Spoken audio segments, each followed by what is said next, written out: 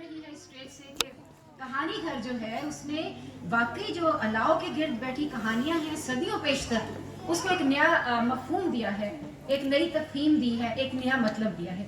तो मेरी जब इनसे बात हो रही थी, हमारे दरमियान मोहतरमा आमिना मुफ्ती मौजूद हैं। जो लोग ड्रामा देखते हैं उनको तो आमिना साहबा का ज़रूर पता होगा, और जो उनके बीबीसी में कॉलम पढ़ते हैं और जो वैसे इनकी माशाल्लाह से बाकी काविशें देख रहे हैं, ड्रामों के अलावा नॉवल दिखती हैं, वो भी जानती होंगे। क्योंकि इनका अचानक वीज़ा लगा और मेरी साइका जी से बात हो रही थी तो इन्होंने इस कॉन्फ्रेंस में हमें मदऊ किया। तो चूँकि वक्त कम है और यहाँ पे मोहतरमा मिसेस एम्बेसडर जिनका अपना एक तशख्खुस है, मोहतरमा सैयदा लैला गर्देजी, वो मौजूद हैं और मैं उनकी भी बेहद शुक्रगुजार हूँ कि बहुत मोहब्बत से इफ्तार डिनर पे हमारी बात हुई और वो यहाँ पर तशरीफ़ लाएँ हमारी हौसला अफजाई के लिए। खासतौर पे जो वीमेन इन फोकस काम कर रही है ख़वातीन के लिए और बच्चों के लिए, उसके लिए तो ये सारा स्पासनामा साइका साहिबा को जाता है। साइका रजी को कल भी जैसे मैंने कहा कि मैं जब इनको देखती हूँ तो मुझे याद आ जाता है कि मैंने 1996 में पढ़ाने का काम शुरू किया था यहाँ कोपेनहेगन में। तो 10 बरस के बाद मुझे वो काम छोड़ना पड़ा। मैं अमेरिका गई, वहाँ पे कुछ पढ़ा, वो एक लंबी कहानी है, उससे आपको कोई दिलचस्पी भी नहीं होगी। तो ये जो काम इन्होंने शुरू किया है, उसके बाद मैंने लिखने लिखाने का काम किया कि डैनिश लिटरेचर को उर्दू में लेकर आया जाए। क्योंकि मैंने जब पढ़ा रही थी डेनमार्क में कोपेनहेगन के, मैंने 3 स्कूलों में बेसिकली पढ़ाया। उन्सलिया के स्कूल में कोमित्राना जिसने लिखा था उलन से शायद उसके स्कूल उसके नाम पे था, और उसके बाद मैंने आमा फेलर स्कूल में पढ़ाया और मैं ट्यूविक स्कूल में पढ़ाया। तो ये सिर्फ उर्दू नहीं था पढ़ाई मेरी, अंग्रेज़ी और डैनिश और हिस्ट्री, क्योंकि ये मेरे सब्जेक्ट रहे, और फिर न्यूट्रिशन ये पढ़ाया। मैंने जो पढ़ाने के दौरान देखा, जो हमारे बच्चों को मसाइल होते थे, मेरा हमेशा मौजू ये रहा कि हमारे बच्चे जब डैनिश स्कूल में पढ़ते हैं 5वीं 6वीं 7वीं 8वीं, ये बड़ा नाजुक वक्त है, और उस वक्त अपने बच्चों का हाथ थामना ये मेरी और आपकी जिम्मेदारी है। क्योंकि जो माँ है उसको अल्लाह ताला ने दस्तगीरी, तखलीक और रज़ाकी के सफ़ात दी है। तो मैंने जब ये किताब लिखी, इस वक्त ये पिछले महीने मेरी किताब आई है डैनिश शायरात, और ये डैनिश जो तारीख है पूरी, इसमें औरत के साथ क्या सलूक होता था, ये सारा इसके अंदर मैंने उर्दू में लिखा है। अब जिस वक्त हमारी बात होती है, मैं जब पढ़ाया करती थी तो 9th 10th के बच्चे बाकायदा डैनिश बच्चों के साथ लड़ते थे, क्योंकि डैनिश बच्चे जब मजाक करते थे, ओ हाँ तुम्हारे जो नबी अलैहिस्सलातु वस्सलाम सरवरे कायनात, उनकी जब बात करते थे तो चूंकि दिलों के अंदर नफरतें थी। जैसे अभी शौकत साहब ने जो तकरीर की, मैं समझती हूँ उसका एक लफ्ज़ मोती है कि जिसने ताइफ के पहाड़ों में पत्थर खाए और दुआएं दी, सलाम उस पर कि जिसने खून के प्यासों को कबाएं दी, सलाम उस पर कि जिसने खून के प्यासों को कबाएं दी, सलाम उस पर कि जिसने गालियां सुनकर दुआएं दी। ये हमारा इस्लाम है, ये वो इस्लाम है जो हम में से हर माँ को, बाप का भी अपना ही तकद्दुस है उतना, लेकिन मैं जब माँ की बात करती हूँ तो इसलिए कि मेरा ज़्यादातर काम ख़वातीन के साथ रहता है, डेनमार्क में भी और इंटरनेशनली भी। तो मैं ये बात इसलिए करना चाहती हूँ कि हमने अपने बच्चों को वापस लेकर जाना है सीरतुन नबी की दुनिया में।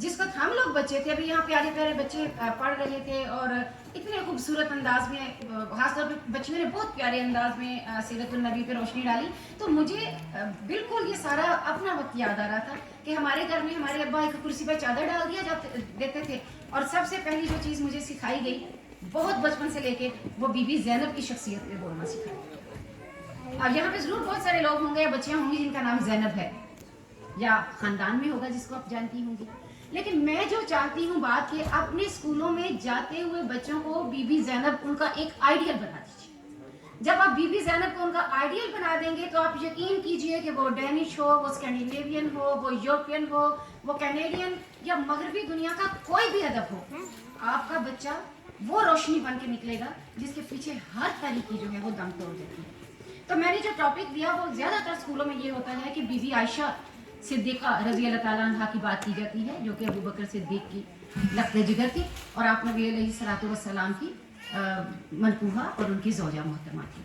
उसके लिए जैसे कि अभी बात की जनाब शौकत साहब ने कि मकारिम अखलाक, हुस्न अखलाक क्या है, तो जब आप नबी अलैहिस्सलातु वस्सलाम को एक शोहर के तौर पे पेश करते हैं और डैनिश मीडिया कहता है औरत को मारना जायज़ है, beating a women a good thing in Islam, तो उनको वापस लेकर पहले तो मैं जाती हूँ जर्मन दुनिया की तरफ, जो कहते हैं a woman, a dog and a walnut tree, the more you beat the better they be। कि सदियों से औरत को मारना ये एक अलग चीज़ है, तो इस्लाम को औरत को क्यों जोड़ा जाए? इसका हल क्या है? क्या इसका हल ये है कि वही हाथ में कुरान खड़ा के चीख पुकार کیا اس کا حل یہ ہے کہ اسکول میں جانے والے ہمارے معصوم بچے دبک کے کونے پہ لگ جائیں؟ ہاں ٹھیک ہے، اسکول میں وہ نظریں نیچی کر کے ایک دفاعی مورچہ کھو دیں، اس ڈیفینڈ کیے ہوئے مورچے میں وہ کھڑے ہو کے کہیں یہ منتے ایل توسیا تیا گائتی؟ اس کا جواب یہ نہیں ہے. اس کا جواب ہمیں 1400 سال پہلے بی بی زینب دے چکی ہے. علم کا جواب ہمیشہ علم سے ہوا کرتا ہے. وہ شہر علم کے دروازے میں جس نے تربیت حاصل کی، عربی، مجھے ان کا خطبہ عربی میں پڑھایا گیا، اس لیے جب میں ان کا تذکرہ کرتی ہوں یا جب میں ان کا ذکر کرتی ہوں تو میں ان کو ایک آئیڈیل کے طور پہ اس لیے پیش کرتی ہوں. اور میں نے جن دنوں میں اپنے اسکول میں پڑھایا کرتی تھی، یہاں میں نے ڈینش اسکول میں 10 برس پڑھایا، تو میں بچیوں کو ڈینش میں ان کے اوپر لکھنے کو کہا کرتی تھی. وہ کون تھی؟ 6th سینچری کی ایک ایسی نابغہ خاتون تھی جس نے مردوں کو بولنا سکھایا.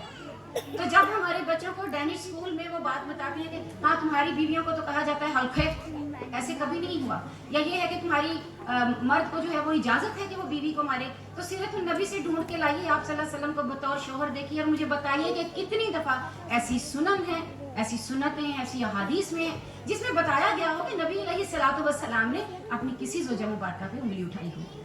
ہم نے عورت کا احترام مغربی معاشرے سے نہیں سیکھا.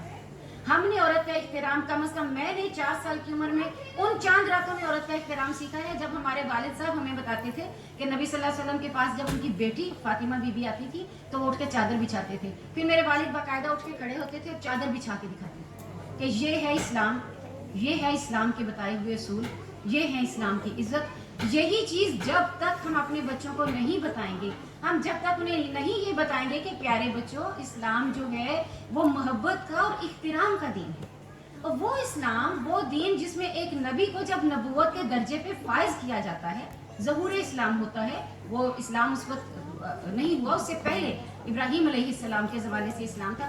سب سے پہلی گواہی کون دیتی ہے؟ بی بی خدیجہ. اور بی بی خدیجہ کی دی ہوئی گواہی سے ایک نبوت مستند ہوتی ہے.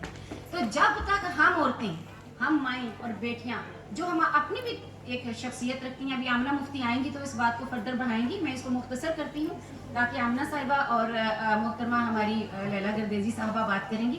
تو میں واپس چلتی ہوں اپنے ٹاپک کی طرف. اسکول کی دنیا میں، بچوں کے اسکول کی دنیا میں جب تک آپ ان کو علم نہیں سکھائیں گے، یا جیسے میں نے اپنے بچوں کو پڑھانے کے لیے ایک جنگ لڑی، میں نے ڈینش میں مضمون لکھوائے، میں بچوں کو ڈینش میں اسپیکرز بنایا کرتی تھی. مجھے یاد ہے کہ میں نے ایک دفعہ ایک ڈرامہ لکھا تھا جس میں ایک بچی نے بی بی زینب کا کردار ادا کرنا تھا، تو اس کو ایک سفید چادر پہنا دی گئی اور چادر کے اوپر ایک چھوٹا سا ہم نے کینڈل رکھ دی کہ وہ بتا رہی ہیں کہ میں کون ہوں، اور میں وہ ہوں جس نے آواز اٹھانی سیکھی، اسلام کی پہلی صحافی خاتون. اور جو دوسری بات میں نے کہی ہے کہ جب ہم اپنے بچوں کو سکھاتے ہیں، تو چونکہ ہسٹری میرا مضمون رہا، یہاں میں نے کوپن ہیگن میں اس کو پڑھا 2 برس، تو میں نے ان کی تھونی مقیش دن فستل ایک کریکٹر میں نے اس کا بنایا، جو آپ لوگ اب ظاہر ہے ڈینمارک میں 20 سالوں سے، 30 سالوں سے، 40 سالوں سے مقیم ہیں، تو آپ کو علم ہوگا کہ ان کی جو پہلی ملکہ تھی، ملکہ مارگریٹ اول، یہ ہم 13ویں صدی کی بات کر رہے ہیں. کہاں 6ٹھی صدی کی بی بی زینب رضی اللہ تعالیٰ عنہ، کہاں 6ٹھی صدی کی عائشہ صدیقہ رضی اللہ تعالیٰ عنہ، اور کہاں 13ویں صدی کی ملکہ مارگریٹ اول کو 9 برس کی عمر میں مار کے شادی کے لیے تیار کیا جاتا ہے. 10 برس کی عمر میں سے شپ پہ بٹھا کے ناروے بھیج دیا جاتا ہے. ہوکن کن فیمت کی وہ بیوی بنتی ہے. کیوں بنتی ہے؟ کیونکہ اس کے جواب میں اس کا جو بادشاہ تھا ویلتما تنستوا، اس کو اسکینیا کا سارا علاقہ ملے گا. ہیلسنگبو جس میں آپ جاتے ہیں وہ سارا قلعہ اس کو واپس ملے گا. کیوں ملے گا؟ کیونکہ اس نے اپنی ایک معصوم بیٹی ایک 20 برس بڑے آدمی کے ساتھ بیاہ دی تھی.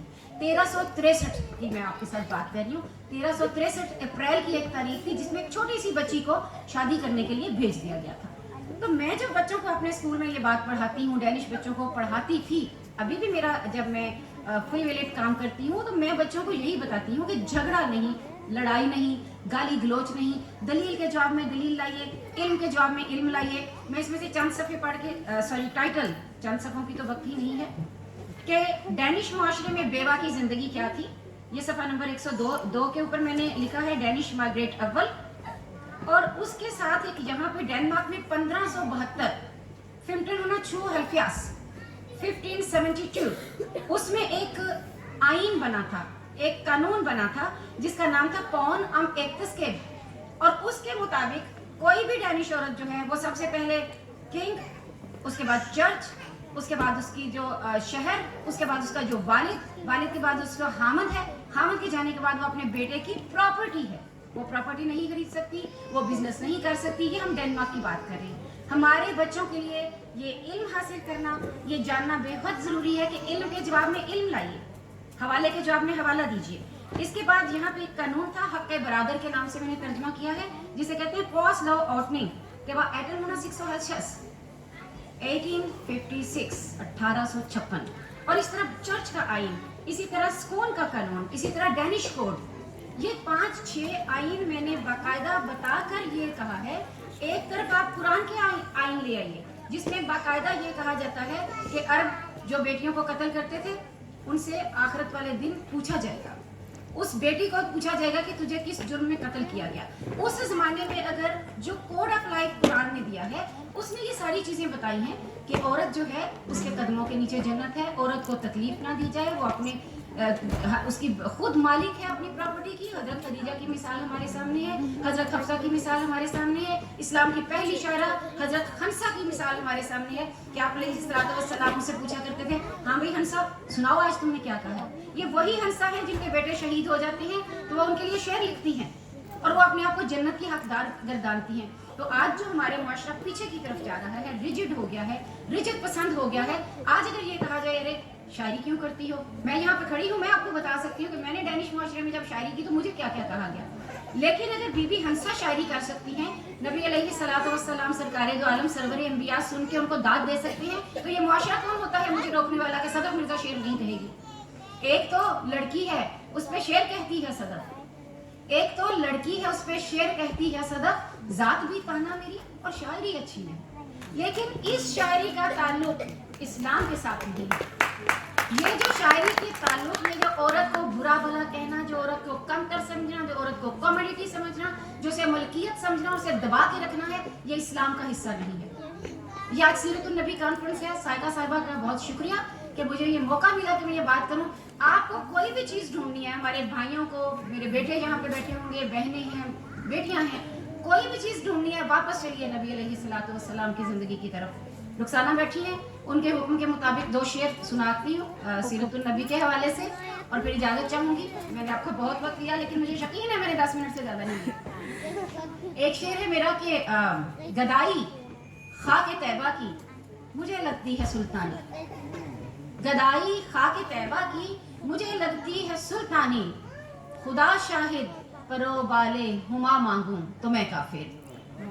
और एक दूसरी गज़ल का भी एक शेर है, मैं अक्सर एक आध शेर नातिया गज़लों में लिखती हूँ, वो ये है कि सदफ बेबस है कमली में उसे अपनी अमान दीजिए, सदफ बेबस है कमली में उसे अपनी अमान दीजिए, मेरे आका ज़माने के सहारे टूट जाते हैं। आदा